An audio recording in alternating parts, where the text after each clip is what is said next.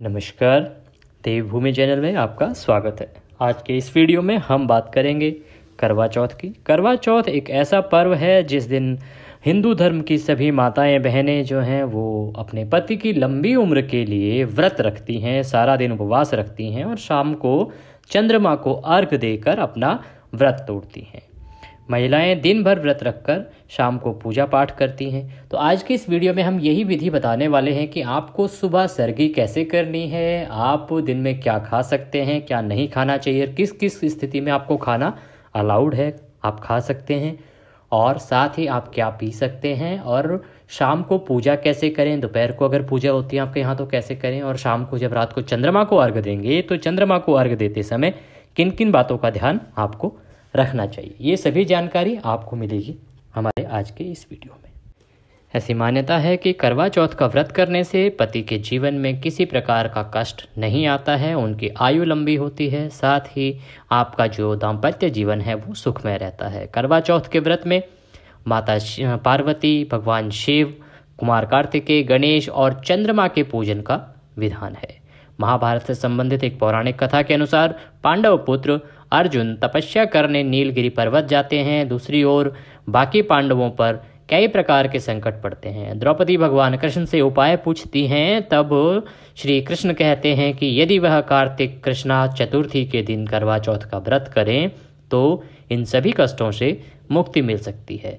द्रौपदी विधि विधान से करवा चौथ का व्रत रखती है, इससे उनके सभी कष्ट दूर हो जाते हैं, और तभी से यह करवा चौथ की जो प्रथा है वो चली आ रही है। तभी से करवा चौथ का व्रत है वो हमारे हिंदू विधान में किया जाने लगा है। 1 नवंबर 2023 को करवा चौथ है।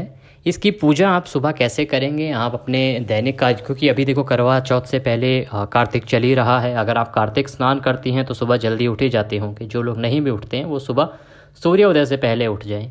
सूर्योदय से पहले उठने के बाद जो सरगी की जाती है, हमारे हिंदुस्तान में बहुत सारी ऐसी जगहें हैं जहाँ पे इस प्रथा का पालन किया जाता है। वहाँ पे माताएं बहनें व्रत आरंभ करने से पहले सरगी करती हैं। तो सुबह उठ के सरगी में सिर्फ वही चीज़ें खाएं जिससे कि अधिक प्यास ना लगे, अधिक तली हुई चीज़ें ना खाएं। आप हो सके तो सरगी में सिर्फ फ्रूट्स, फलों का इस्तेमाल होता है, या आप ड्राई फ्रूट्स ले सकते हैं, या दूध ले सकते हैं, जूसेस ले सकते हैं। इनको आप सरगी में लें, इससे आपका दिन में आपको प्यास अधिक नहीं लगेगी और आपका दिन अच्छा रहेगा। बहुत सारी जगह पर ऐसी प्रथा है कि सरगी जो है वो पति के हाथ से या सासू माँ के हाथ से ही खाई जाती है। सरगी खाने के बाद आप अपना जो कुछ जगहों पे दिन में पूजा की जाती है। दिन में सिर्फ एक विधान है जो करना आवश्यक है। अगर आपके यहाँ पे आप पहली बार करवा चौथ आरंभ कर रही हैं तो वहाँ पे संकल्प किया जाएगा। इसके लिए ज़रूरी है कि आप अपने मंदिर के यहाँ जहाँ भी आप पूजा करती हैं वहाँ पे एक चौकी लगाएं। चौकी पे एक लाल रंग का कपड़ा बिछाएं। कपड़े के ऊपर भगवान गणेश स्थापित करें, या आपके पास करवा माता की जो एक पोस्टर आता है, अगर उस तरह की तस्वीर है तो उसमें सभी भगवानों के चित्र होते हैं, आपको अलग से स्थापित करने की आवश्यकता नहीं है, उसको वहाँ पे लगाएं। सबसे पहले शुद्ध जल जिसमें गंगा जल मिला हो उससे उनको स्नान कराएं, उनको तिलक लगाएं रोली मोली, और उनको पुष्प अर्पित करें, माला पहनाएं। उसके बाद आप संकल्प लें कि हे करवा माता, ये संकल्प लेती हूँ कि मैं आजीवन करवा चौथ का व्रत रखूँगी। आप मुझ पर, मेरे पति पर, हम पर आशीर्वाद बनाए रखना। मेरे पति की आयु दीर्घायु हो, वो हमेशा स्वस्थ रहें, किसी तरह की बाधा परेशानी दुख दर्द उनके जीवन में ना आए। इस संकल्प के बाद आप माता को तिलक लगाएं। तिलक लगा के पुष्प अर्पित करें। श्रृंगार का जो सामान है, देखिए जब आपने चौकी लगाई है उस पर लाल वस्त्र बिछा के माता को स्थापित किया है, तो जो सामान है ना, पूजा की सामग्री, वो सभी वहाँ पे रख लें। पूजा की सामग्री में जो आपने श्रृंगार का सामान है, क्योंकि श्रृंगार के सामान की विशेष रूप से पूजा होती है, श्रृंगार का सामान वहाँ पे रख लें। एक तरफ जो आपने बायने में देना है अपनी सासू माता को या जिनको भी आप देती हैं, वो बायने का सामान वहाँ पे रख लें। आपने दोनों करवे हैं उनको वहाँ पे रख लें। एक चीज़ का ध्यान रखें कि देखो, ये पूजा किसी के यहाँ सुबह की जाती है, कुछ क्षेत्रों में ये दोपहर को की जाती है, और कुछ क्षेत्रों में पूजा होती है चंद्रोदय से ठीक पहले। तो जब भी आपके यहाँ पूजा होती हो, विधान यही है, समय आपका अलग अलग हो सकता है। इस प्रकार से सारा सामान वहाँ पे रख लें। माता को श्रृंगार अर्पित करें, रोली मोली और पुष्प अर्पित करने के बाद में दीप जलाएं। दीप जलाने के बाद उनको श्रृंगार अर्पित करें। श्रृंगार अर्पित करने के बाद में जो आपके करवे हैं उन पे, अगर वो बहुत डेकोरेटेड करवे हैं तो उन पे पहले से स्वास्तिक बना होगा। अगर स्वास्तिक नहीं बना है तो उनको तिलक करें। उन पे स्वास्तिक बनाएं। स्वास्तिक बनाने के साथ साथ उन पे 13-13 बिंदियाँ लगाएं। 13-13 बिंदी दोनों करवे पे लगाएं। और करवे आपको पता ही है कि देखिए, कुछ जगह पे शक्कर के बने हुए जो करवे होते हैं वो रखे जाते हैं। कुछ जगहों पे ऐसा नियम है कि मिट्टी के करवे रख लेते हैं, एक ऐसा करवा रख लेते हैं जिसको खाया जा सके, और या फिर किसी धातु का करवा भी रख लेते हैं जिसमें कि टोंटी बनी होती है, जिसमें से अर्घ दिया जा सके। इस प्रकार का करवा रखने की भी प्रथा है। तो आपके यहाँ पे जैसी प्रथा है उस प्रकार के दोनों करवे रखें, 13-13 बिंदियाँ लगाएं, उन पे स्वास्तिक बनाएं, फिर उनकी पूजा करें, उनको मौली बांधें। मौली बांधने के बाद उनके अंदर आपने खाली नहीं रखना है उनको देखिए, जिसमें टूटी है जिससे आप अर्घ देने वाली हैं, उस करवे में अगर आपके यहाँ पे दोनों करवे से अर्घ दिया जाए, कुछ जगहों पे लोटा भर के रख लिया जाता है, तो आप लोटे में वो पानी रख सकती हैं, वो आपकी अपनी प्रथा के हिसाब से है। आप करवे के अंदर कुछ ना कुछ भरे, आप ड्राई फ्रूट्स भर सकती हैं, चावल या जौ भर सकती हैं। कुछ जगह पे खील बतासे भरे जाते हैं, आप खील बतासे भर के रखें, करवों को खाली ना रखें। इस प्रकार आपने उनको पूजा कर लेनी है। पूजा करने के बाद आप करवा चौथ की कथा सुनेंगे। कथा के लिए ऐसा प्रावधान है कि ज़्यादातर हमारे समाज में सभी जो सुहागिन महिलाएं हैं वो एकत्र होकर फिर कथा सुनती हैं। कभी मंदिर में सुनती हैं, कहीं कुछ अपने घर पे पंडितानी जी या पंडित जी पुजारी जी को बुला के वहाँ पे सुनती हैं। तो जैसे भी आपके हों, आप कथा सुने। हमारे यूट्यूब चैनल पर भी कथा सुनाई जाती है, तो आप अपने घर पे भी उसके माध्यम से भी अपनी पूजा कर सकते हैं, उस कथा का श्रवण कर सकते हैं। कथा सुनते समय अपने हाथ में 13 दाने या तो गेहूं के रखें या आप चावल भी रख सकते हैं, अक्षत, ये हाथ में दाने रखें। खाली हाथ कथा ना सुने। और उसके बाद जब आपकी कथा समाप्त हो, तो कथा समाप्त होने के बाद उन 13 दानों को या तो उस जल के लोटे में डाल दें जिससे आपको अर्घ देना है, या उन 13 दानों को अपने पल्लू में बांध के रखें। पल्लू में बांध के, अपने साड़ी के पल्लू में, या आप अगर सूट पहनती हैं तो सूट के पल्लू में बांध के रखें, क्योंकि ये 13 दाने जब आप चंद्रमा को अर्घ देंगी तो चंद्रमा को जल के साथ अर्पित किए जाते हैं। इस दिन श्रृंगार का बड़ा महत्व है, तो जो भी माताएं बहनें हैं पूजा से पहले पूरी तरह से श्रृंगारित होने के बाद ही इस पूजा को करेंगी। कथा सुनने के बाद जिस भी किसी से आप कथा सुन रही हैं उसको दक्षिणा अवश्य दें। अगर किसी कन्या से सुन रही हैं तो उस कन्या को दक्षिणा दें। अगर किसी पंडित जी से कथा सुन रही हैं तो उन्हें दक्षिणा दें।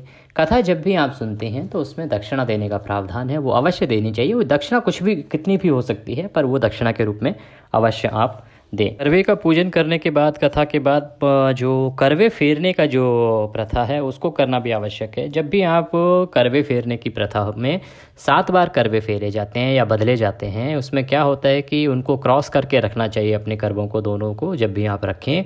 और उसके बाद वो करवे फेरें। उनमें एक जो करवा होता है, कुछ जगह पे जो टूटी वाला करवा होता है वो माता पार्वती का होता है। ऐसा कहा जाता है कि जो करवे हैं वो माता पार्वती से बदले जाते हैं, वो फेरे जाते हैं। तो जब भी आप करवा दें तो उसमें इस तरह से बोला जाता है कि दे सुहागन करवा दे, ले सुहागन करवा ले, दे सुहागन करवा दे, ले सुहागन करवा ले। जब आप आखिरी बार करवा अपना फेर रहे हो 7वीं बार, तो आप बोलेंगे दे सुहागन करवा दे। इस प्रकार से अपना करवा लेंगे आप और उसको रख लेंगे। फिर आपका बायना आपको देना है अपनी सासू माँ को। बायना, क्योंकि आपने करवे में कुछ ना कुछ भरना ही है, उसमें दक्षिणा आपने अवश्य रखी होगी। जो भी आपने बायने में निकाला है वो अपने माथे से लगा के अपनी सासू माँ को दें, उनका आशीर्वाद लें। ये जिस भी किसी को आप देते हैं, अगर आपकी सासू माँ नहीं है पास में या नहीं मौजूद हैं तो आप किसी और को जिसको भी देती हैं। अगर आपके यहाँ सासू माँ नहीं है तो आप मंदिर में जा सकती हैं, वहाँ पे पंडितानी होंगी, उनको दे सकते हैं। तो आप इस प्रकार से अपना बायना दें। बायना देने के बाद अब आता है कि रात को जब आप सूर्य को जल देंगी तो आपको क्या सावधानियाँ बरतनी हैं, सूर्य को जल किस प्रकार से देना चाहिए। सूर्य जब भी उदित होगा तो सूर्य उदित होने के बाद आप अपना एक थाली में सजाएं, उसमें एक लोटा रखें, लोटे में जल रखें, जल में कच्चा दूध ज़रूर डालें, थोड़ा सा कुछ मीठा डालें, आप शक्कर उसमें डाल सकती हैं। और 13 दाने जिनसे आपने कथा सुनी थी, उन 13 दानों को भी उस पानी में, उस लोटे में डालें। कुछ जगह पे चलनी से चांद को देखने की प्रथा है, तो चलनी लें और एक साथ में उनका दीपक लें, जलता हुआ दीपक। ये इसके लिए आपको सामग्री चाहिएगी। उसके बाद अर्घ देने का सबसे सही तरीका है कि दोनों हाथों को अपने सर से ऊपर करें और उसके बाद आप चंद्रमा को अर्घ देंगे। चंद्रमा को देखना नहीं है, चंद्रमा को अभी देखना नहीं है, चंद्रमा को इससे चलनी से देखा जाता है। तो आप दोनों हाथों को ऊपर करके चंद्रमा को अर्घ देंगी। अर्घ देते समय धार बीच में टूटनी नहीं चाहिए, अर्थात पानी जो है वो पूरा ख़त्म होने के बाद ही धार टूटनी चाहिए। तो इस प्रकार से जल दें कि वो बीच में टूटे ना। चंद्रमा को जल देते समय ओम सह चंद्रमसे नमः, ओम सह चंद्रमसे नमः, ओम सह चंद्रमसे नमः, इस प्रकार से इस मंत्र का जाप करें। ये मंत्र को दोहराएं और जल देने के बाद आप 3 बार वहाँ पर खड़े होकर परिक्रमा करें। परिक्रमा करने के बाद चलनी में दीपक रखें। चलनी अगर आपकी प्लास्टिक की है तो सावधानी बरतें, क्योंकि अगर प्लास्टिक की चलनी है तो उसमें दीपक से वो पिघल सकती है, आपको परेशानी हो सकती है। तो बेहतर है कि आप स्टील की या लोहे की चलनी लें। उस चलनी में उस दीपक को, जलते हुए दीपक को रखें। उसके बाद उस चलनी से 7 बार आपको चंद्रमा को देखना है। 7 बार चंद्रमा को देखने के बाद उसी से आपको अपने पति को देखना है। उनको देखने के बाद चंद्र देवता को उनकी आरती करेंगे, आरती उतारेंगे, फिर चंद्रदेव को प्रणाम करेंगे और आप अपने घर आ जाएंगे। जहाँ भी आपने चंद्रमा देखा है वहाँ से, बालकनी से या छत से, जहाँ से भी आप देख रही हैं। फिर आप सबसे पहले जो भी आपने पकवान बनाए हैं उससे अपने पति को खिलाएंगी और उसके बाद फिर पति आपको अपने हाथों से पानी पिला के और कुछ मीठा खिला के आपका व्रत खुलवाएंगे। इस प्रकार से ये करवा चौथ की विधि है, जिसमें हमने आपको बताया कि चंद्र पूजा कैसे करनी है, किस प्रकार से कथा, किस प्रकार से पूजा करनी है और क्या संकल्प आपको लेना है। जानकारी अगर आपको अच्छी लगी हो तो आप उसे लाइक ज़रूर करें और हमारे चैनल को सब्सक्राइब नहीं किया है तो उसको सब्सक्राइब कर लें। अगर आप करवा चौथ की कथा सुनना चाहते हैं, आप लाइव अपने घर पे ऑनलाइन करवाना चाहते हैं तो आप हमसे संपर्क कर सकते हैं। डिस्क्रिप्शन में नंबर दिया गया है, नंबर है 8851390477। भगवान की कृपा आप पर, हम पर, सब पर बनी रहे, इसी कामना के साथ अभी लेते हैं आपसे विदा। अगले वीडियो में फिर होगी आपसे मुलाकात, तब तक के लिए जय माता दी।